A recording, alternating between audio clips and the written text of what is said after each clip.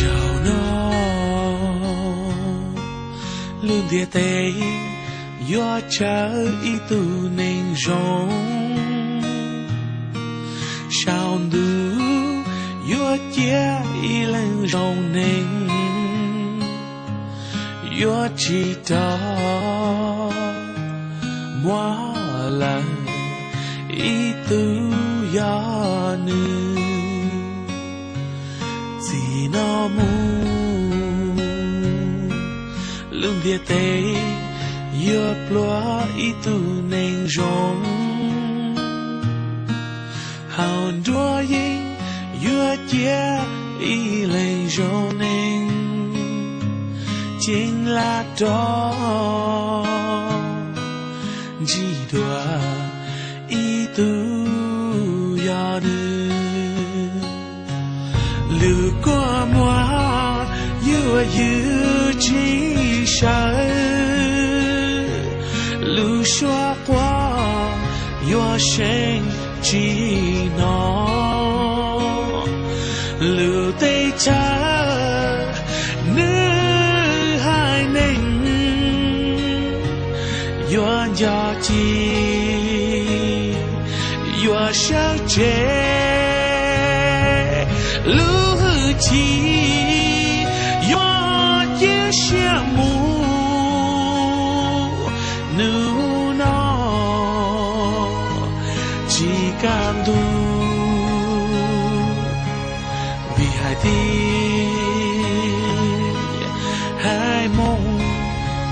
chờ ý tu nên rong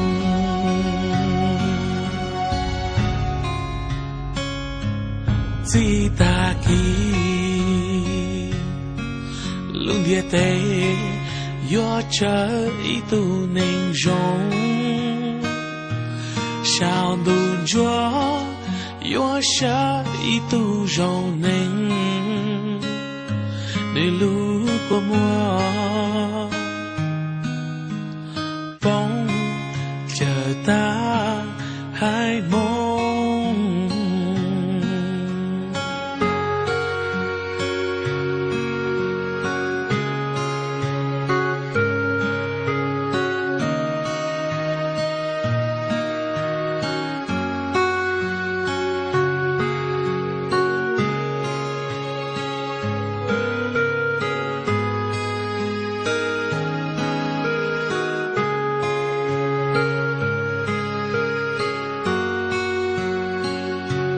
lưu của moi yêu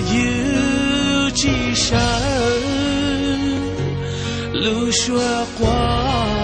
yêu sinh chỉ nó lưu tây cha nữ hai nên yêu do chỉ yêu sao chế lưu chỉ yo chia sẻ mu nữ nó chỉ cảm đủ vì hai tia hai mong chờ ý tu nên rong vì hai tia hai mong tao chờ ý tu nên gió